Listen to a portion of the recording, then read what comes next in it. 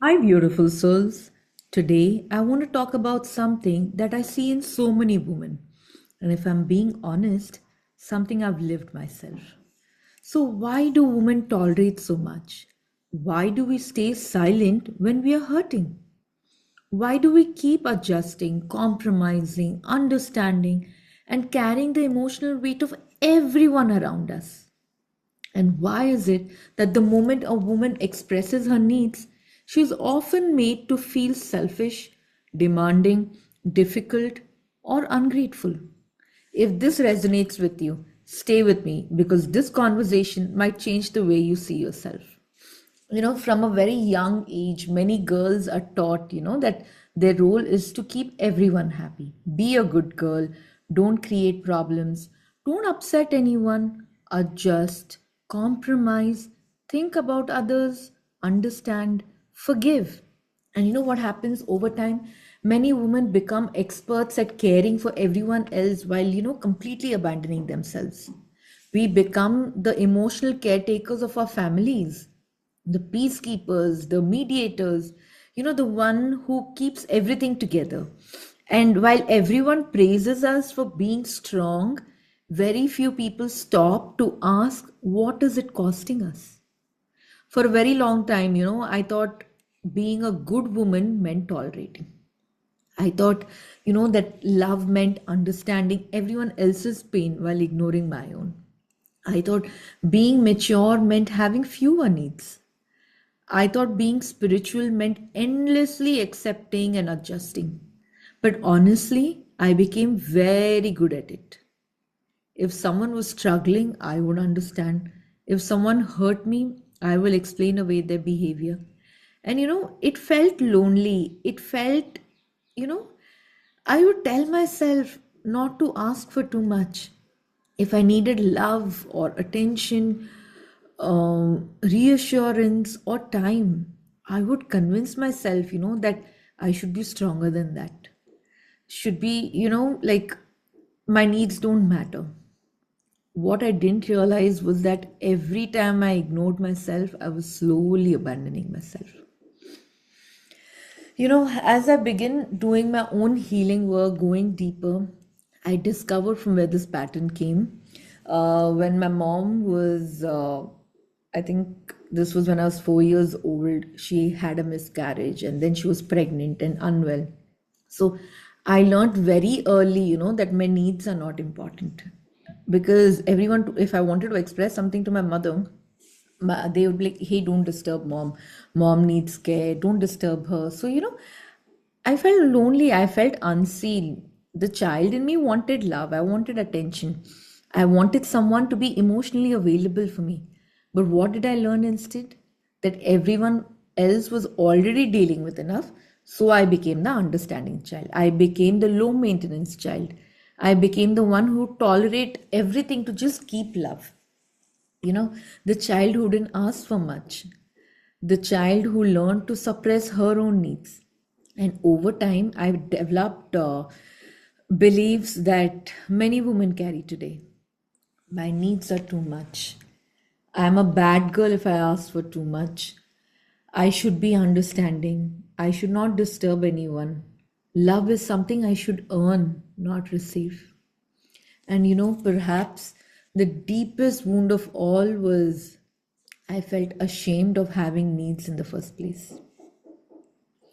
Just think about it for a moment. Many women aren't just suffering because their needs aren't being met. They are suffering because they feel guilty for having needs at all.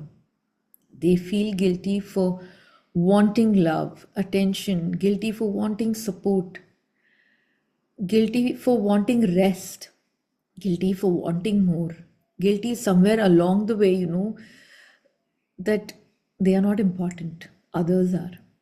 Somewhere along the way, we have learned that asking for what we need makes us needy.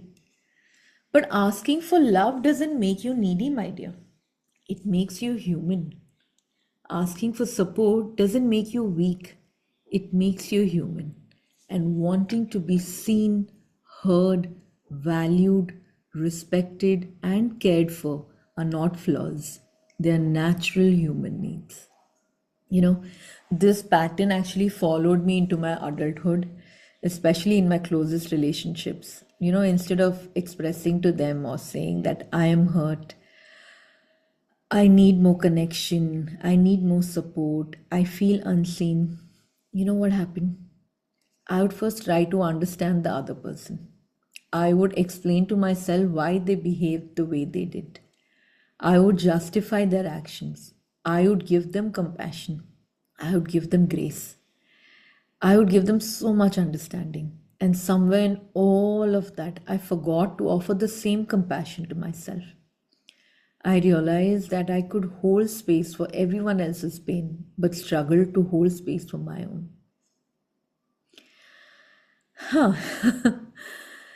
And this is what happens to so many women, not just me, so many of you listening to me there.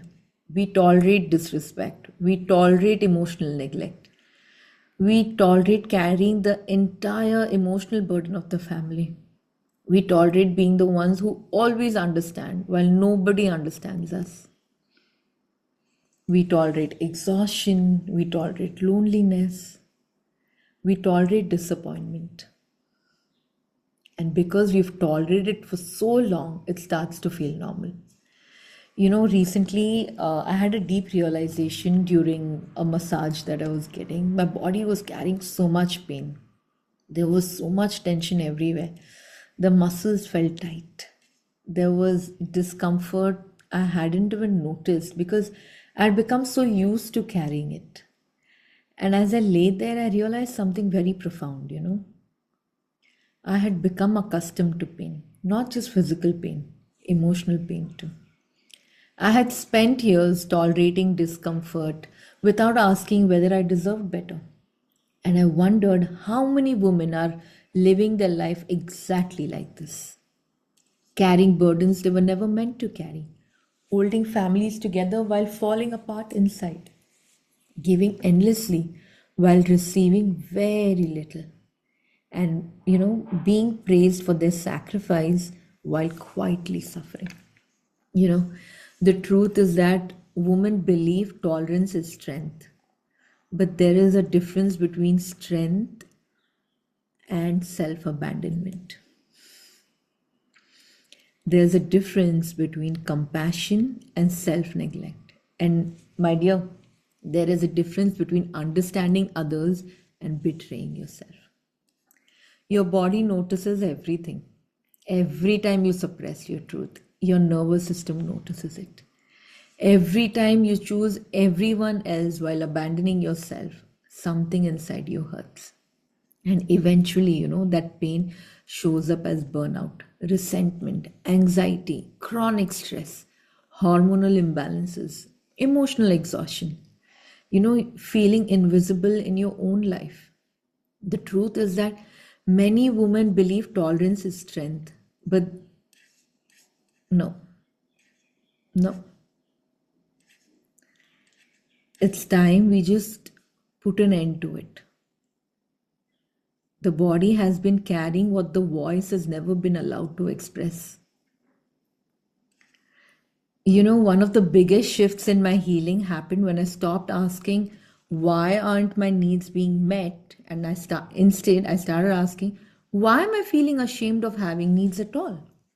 That question changed my life.